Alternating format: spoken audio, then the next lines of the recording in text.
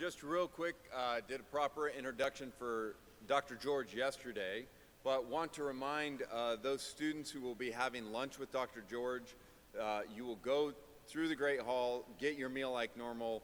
There should be a checklist, and you will just take your tray or take your food down to the consultation room at the end of Carter. So directly after this, go to the Great Hall, get your food, and then we'll meet down there. With that said, please join me in welcoming Dr. Timothy George.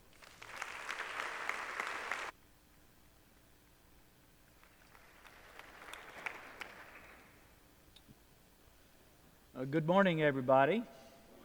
I'm glad to be here. I'm glad to be leaving today because I'm going home. And I'm going to see my 6-month-old grandson, my one and only grandchild. His name is Philo. You know that name? Philo Gabriel Kim. And I'm looking forward to seeing him. But I've enjoyed being here with you, meeting so many of you. We started with Tyndale, then Luther yesterday, and now we're concluding with Erasmus. Do you all know what a blessing you have in these wonderful stained glass windows? So many of these characters I've talked about are here. There's Luther up there. I didn't talk about him much, but Calvin, I think, is over there.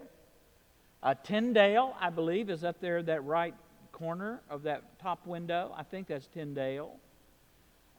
Wycliffe may be somewhere around. You've got an interesting group of people surrounding you here in this chapel. But you know who's not there? Erasmus. There's not a trace of Erasmus anywhere in these windows. Why is that? Well, probably some good reasons, and I want to talk about Erasmus because he is a very important figure that we need to know about. You really can't understand the others I've been talking about, Luther, Tyndale, without understanding something about Erasmus. 502 years ago, this spring, it was 1516, a printer in Basel, Switzerland, named Johann Froben, published a little volume titled in Latin, Novum Instrumentum. It was the first critical edition of the Greek New Testament. It was a pivotal moment in the history of biblical scholarship and in the history of the Reformation. And while a lot of attention the last year or so has been paid to Martin Luther, rightly so, I mean, Luther is a volcano. You have to pay attention to him. We wouldn't even begin to talk about Luther's significance for the Reformation without there being, first of all, an Erasmus. Who was he? What made him tick? And why was this 1516 project of the Greek New Testament so crucial among his many other scholarly and literary activities? How does Erasmus' Greek New Testament fit into his distinctive vision of the Christian life? I want to try to answer some of those questions in the few minutes that we have together. Well, what was his name? Desiderius Erasmus. That was kind of the name he gave himself. We sometimes call him after the place where he was born, Erasmus of Rotterdam, because he was a Dutchman. Or sometimes, thinking more broadly, Erasmus of Christendom. Because in some ways, Erasmus, more than anybody else, I think, is the father of Europe, of the European community, as we call it today. This idea that you can go anywhere within Europe without showing a passport. Now, when I first began to go to Europe years ago, that was unheard of. You had to check your passport wherever you were going, from country to country, the way it is most other places in the world. And of course, you had different currencies. Now, it's the euro. Who first thought of that idea? Erasmus. He wanted there to be a common pan-European culture and society that would weld Europeans together into a single political, cultural unity. That wasn't the most important idea he had, but it was one. Well, his impact on the Reformation, on religious renewal in general in the 16th century, was enormous. Even though he never left the Catholic Church nor became a Protestant. Much less did he found a new religious order or a new denomination. Unlike Luther or Calvin or Cranmer in England or the Anabaptist Menno Simons, Erasmus did none of these things. How can we think about him then? Why do we remember him? Well, the French, leave it to the French to invent a word for something. So they've invented a word in the 20th century to describe what I'm talking about. Erasmianism.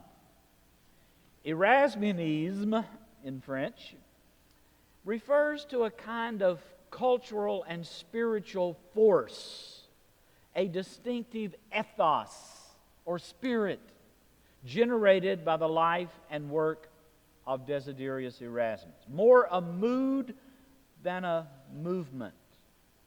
Because Erasmus cannot be pinned down in usual institutional or denominational ways. He lived at the confluence of the two great movements of that era. We call them the Renaissance and the Reformation. And he felt deeply the tensions inherent in both. He had a great influence on Luther. In fact, they invented a saying in his own day: Erasmus laid the egg that Luther hatched.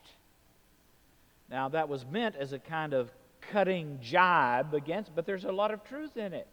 When somebody told Erasmus what they were saying, he laid the egg that Luther hatched, he said, well, yes, that may be true, but I'm not responsible for Luther's chickens. They're his business, not mine.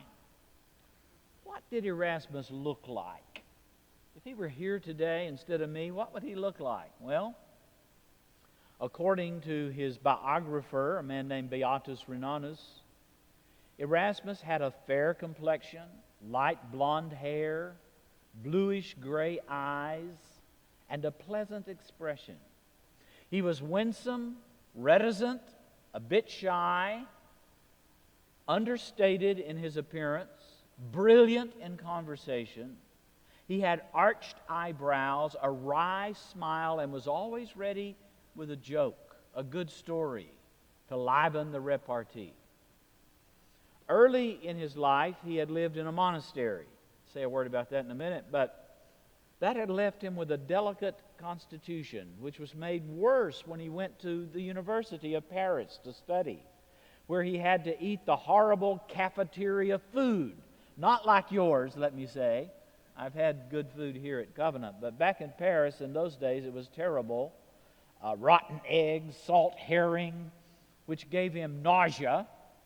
And later in his life, he would refer back to those horrible conditions in Paris and explain some of his physical ailments as a result of that.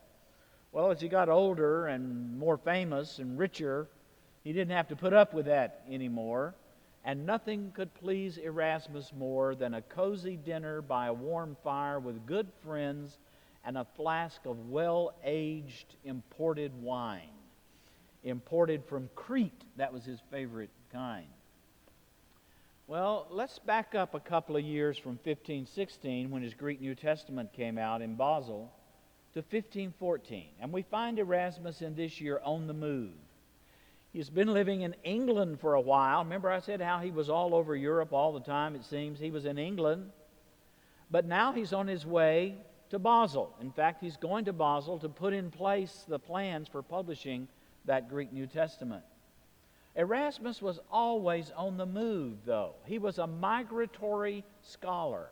He was the original Flying Dutchman. And he traveled all over Europe looking for manuscripts, talking to printers, cultivating the friendship of other humanist scholars. And wherever you would go, Deventer, Antwerp, Louvain, Basel, Brussels, Florence, Venice, Rome, Paris, Oxford, Cambridge, London, there were FOEs there, friends of Erasmus.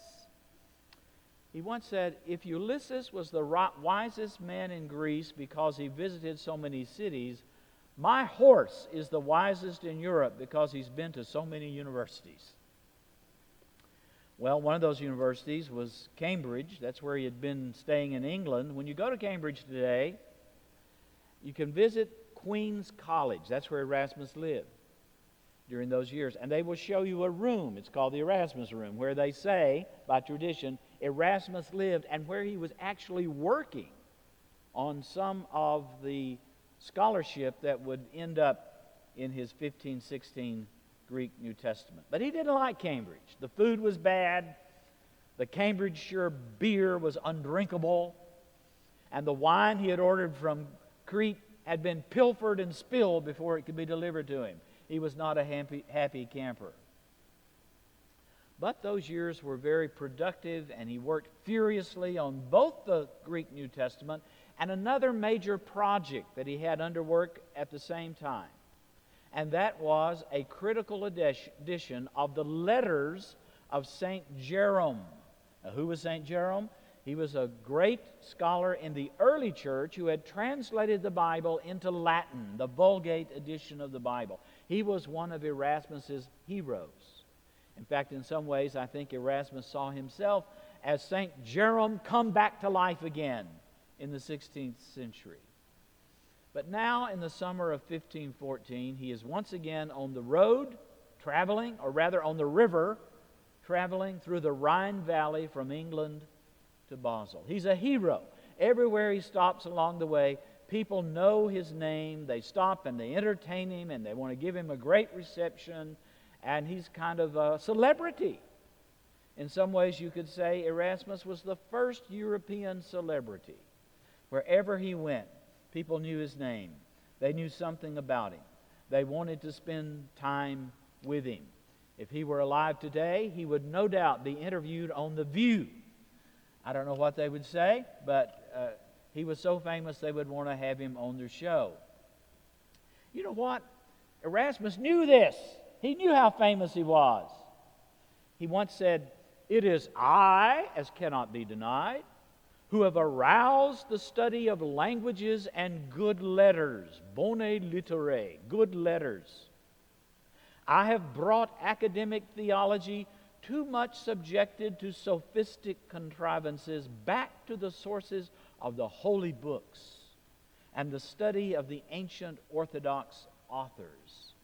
I have exerted myself to awaken a world slumbering in Pharisaic ceremonies, awaken that world to true piety."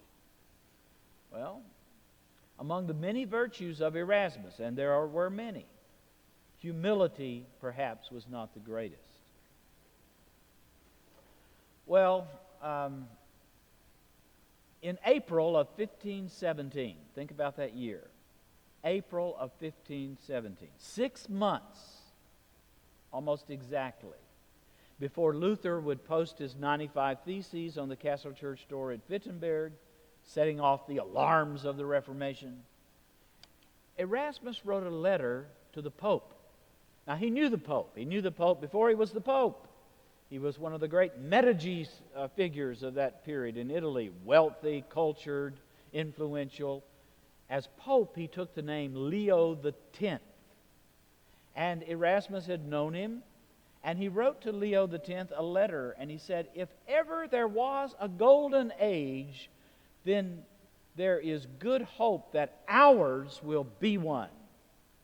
He believed himself to be living at the edge of a golden age, about to dawn into a new, brilliant future. Not only did Erasmus know the Pope, Leo X, he knew all the great political figures of the day. Henry VIII in England would often be entertained at his court, along with his friend Sir Thomas More. Francis I, the King of France, and Charles of Burgundy, who was soon to become the Holy Roman Emperor, Charles V. These three great lions of Europe all knew Erasmus and were solicitous of his favor and company. And so he had reason to hope, maybe, that this is a golden age about to dawn. And I'm playing a role in the revival of letters to bring it about. But, alas, it was not to be. Soon these three young potentates of Europe who held Erasmus so dear would be at war with one another. Erasmus caught right in the middle of it all. Soon, an earthquake, I called him a volcano, we could call him an earthquake, named Martin Luther, would shake the foundations of church and society. 13 years after the publication of his Greek New Testament in Basel, Erasmus was forced to flee the city, Basel, that he had come to love. Why? Because religious violence, iconoclasm, had broken out. There were fistfights and bloody heads in the streets. And near the end of his life, Erasmus had changed his tune. No longer was he referring to this as the dawn of a golden age, but he says, I'm living in the worst century since Jesus Christ.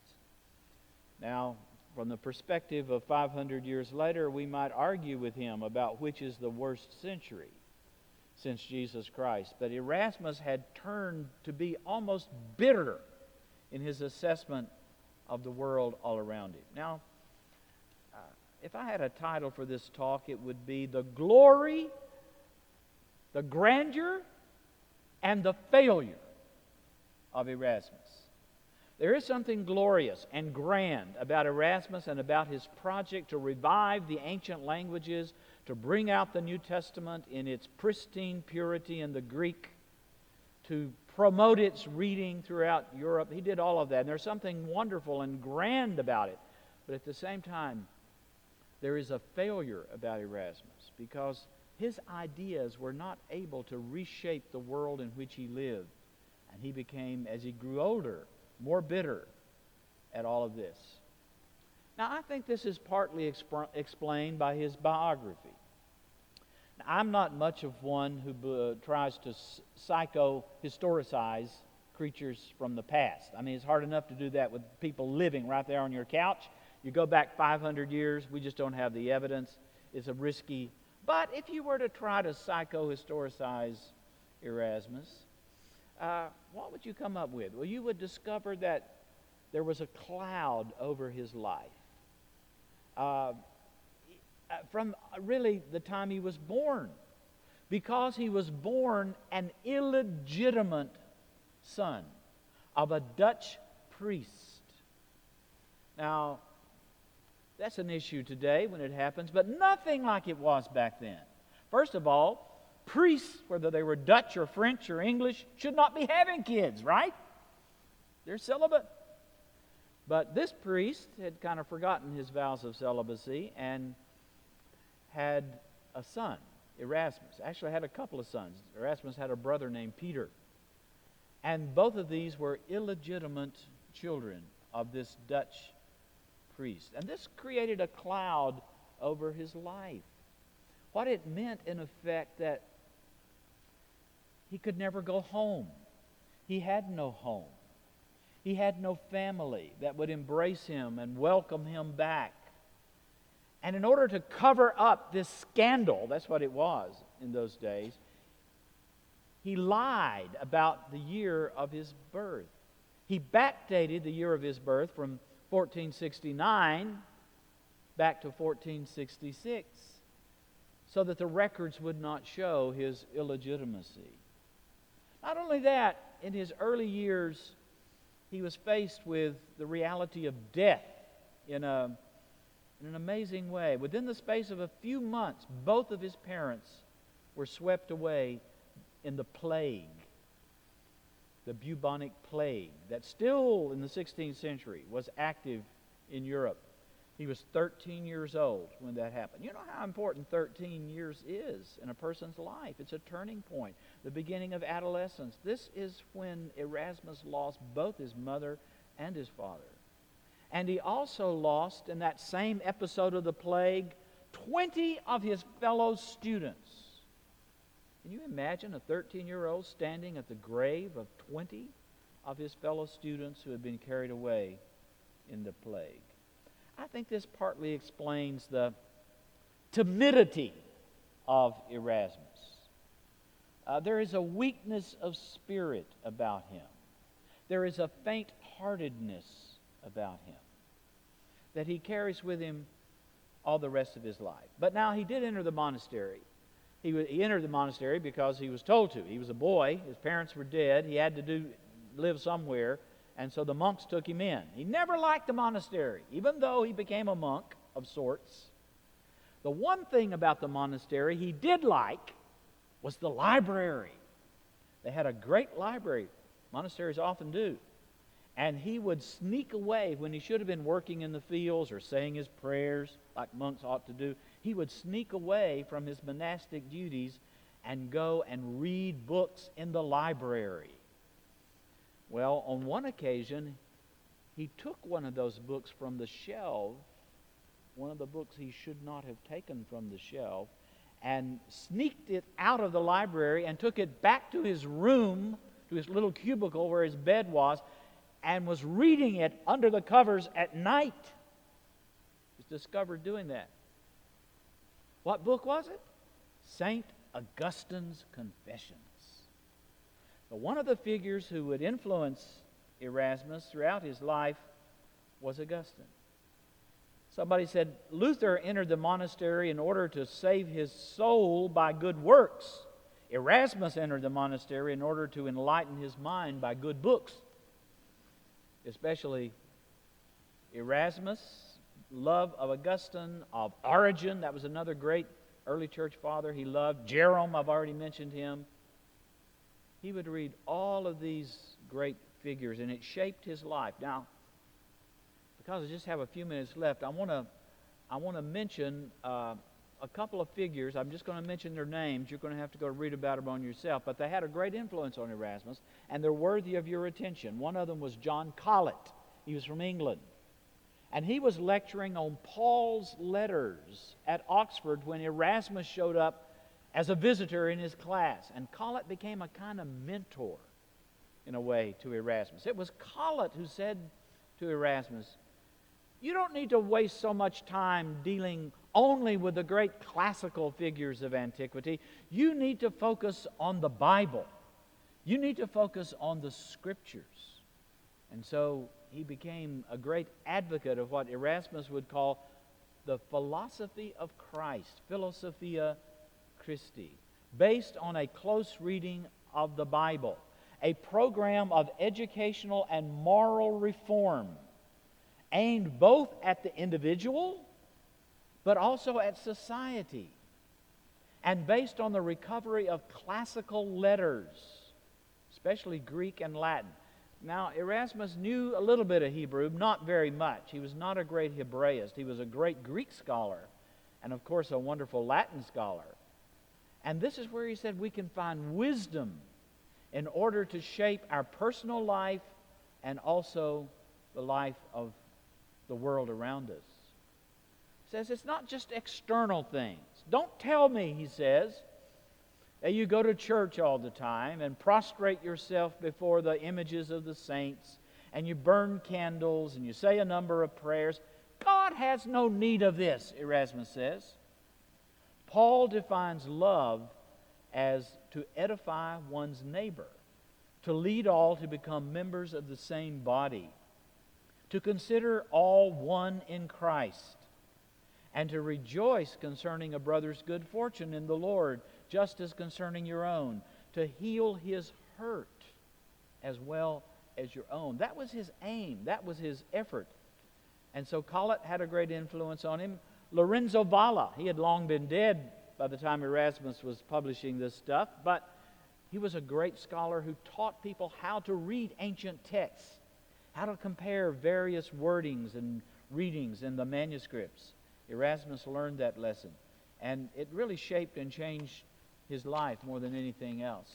So that he says, this is not just for scholars. This is not just for the learned in the universities. This is also for the common people.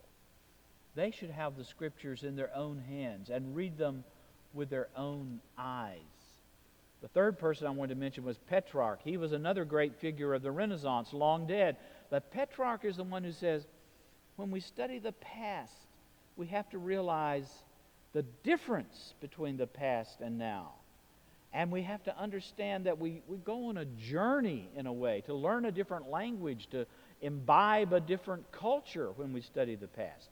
It was Petrarch who invented history, the study of history, the way we do it today. Erasmus learned from all of these great figures, and he said it's for everybody.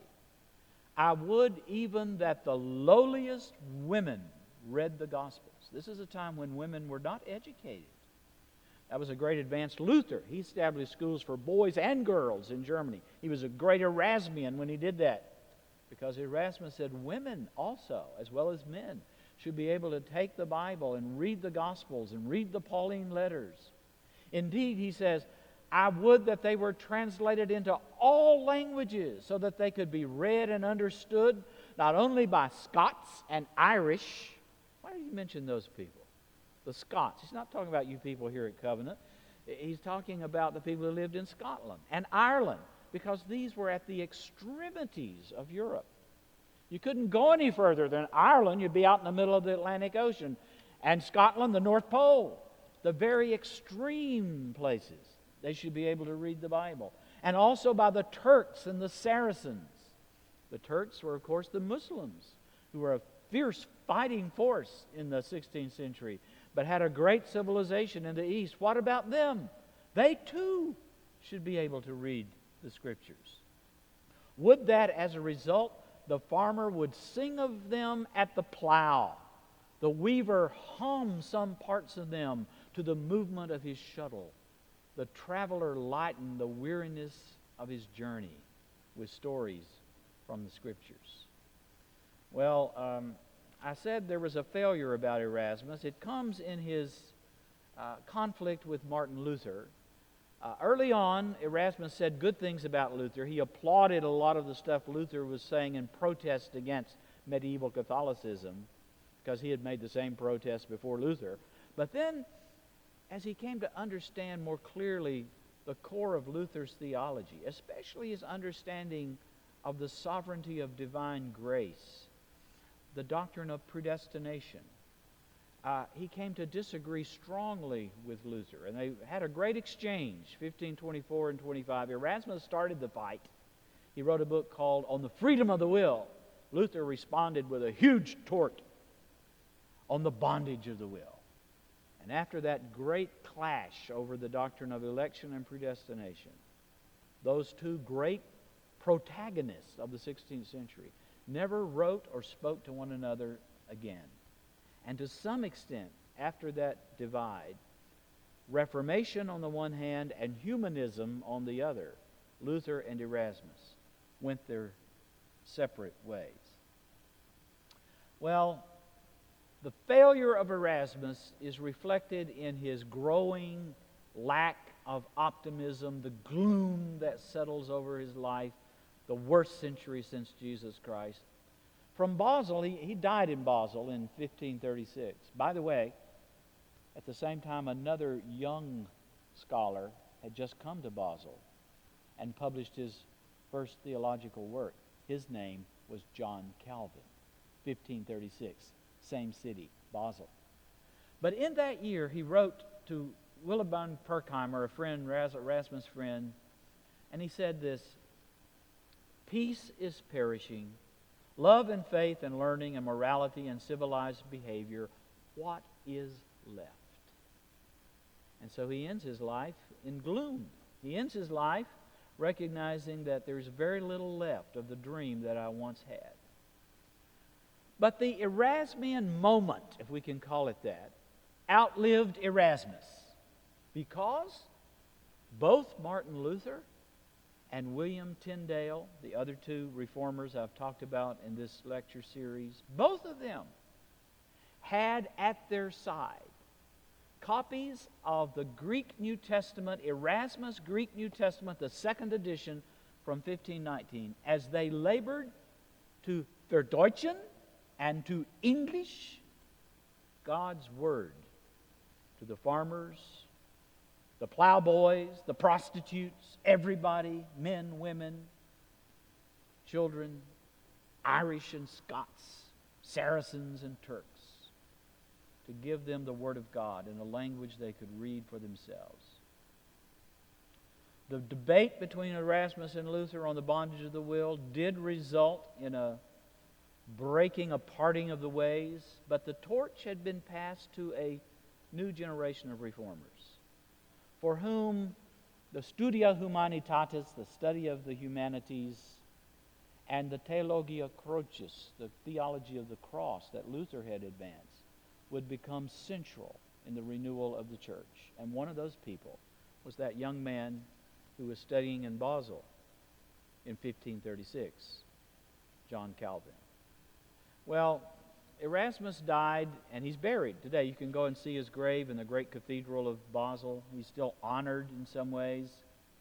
At the very end, Erasmus' final words were murmured, not in the classical languages that he knew so well, Latin, Greek, a little bit of Hebrew, but rather in his native Dutch. And I think, we pay attention to the last words people say before they die. Often enough, they say something important about who they are and what is dearest to them. And so Erasmus reverted back to the language he first learned from his mother. Remember, he was the illegitimate son of a Dutch priest and a Dutch mother. And he uttered just 2 words in the Dutch language, words he must have heard from his mother in Holland. Lieve God, in Dutch. Oh, dear God. I think it was a prayer. I think it was a plea. I think it was a supplication at the end of a long and enormously productive life to recognize that in the very last moment we are all alike, and we can only prostrate ourselves before God and give ourselves to Him, seeking His mercy, His grace, His forgiveness. Lieve God. Oh, dear God. Thank you very much.